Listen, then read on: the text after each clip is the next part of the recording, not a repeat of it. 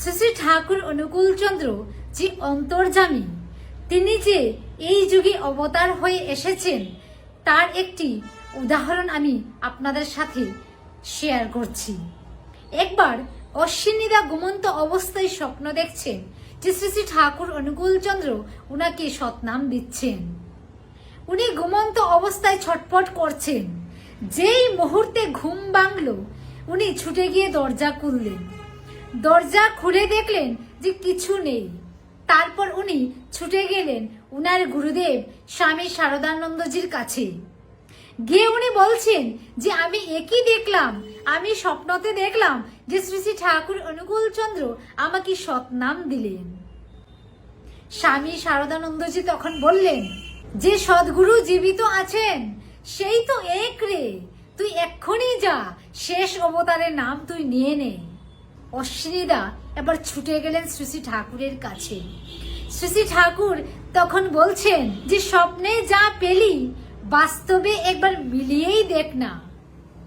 অশ্বিনীদা শ্রী শ্রী ঠাকুরের সৎনাম নিলেন।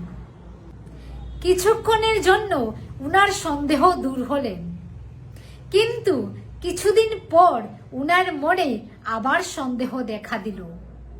কীর্তন চলছে, কেউ একজন শ্রী শ্রী ঠাকুরকে মালা পরাচ্ছেন।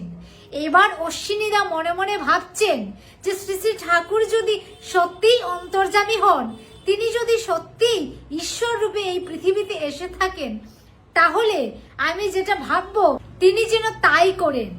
অশ্বিনীদা এবার মনে মনে ভাবছেন যে শ্রী শ্রী ঠাকুর যদি ওই মালা আমার গলায় পরিয়ে দেয়, তাহলে আমি বুঝবো যে সত্যিই তিনি অন্তর্যামী।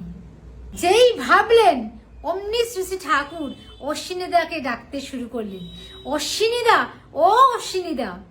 অশ্বিনীদা ছুটে গেলেন। যেতেই শ্রী শ্রী ঠাকুর ওই মালাখানি অশ্বিনীদার গলায় পরিয়ে দিলেন। অশ্বিনীদা একটু লজ্জা বোধ করলেন।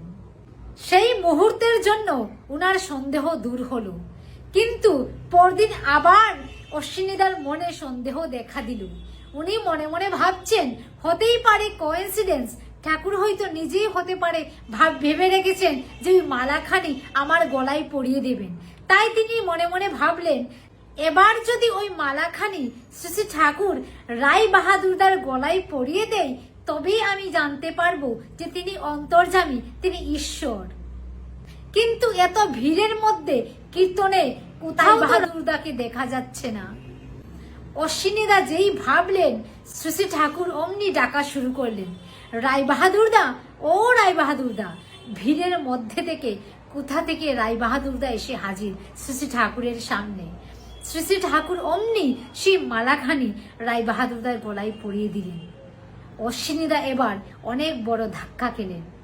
শ্রী শ্রী ঠাকুর অশ্বিনীদাকে গলায় জড়িয়ে ধরে বললেন, যার পরীক্ষা দেওয়ার কথা সে বারবার পরীক্ষা নিচ্ছে, আর যার পরীক্ষা নেওয়ার কথা তাকে বারবার পরীক্ষা দিতে হচ্ছে।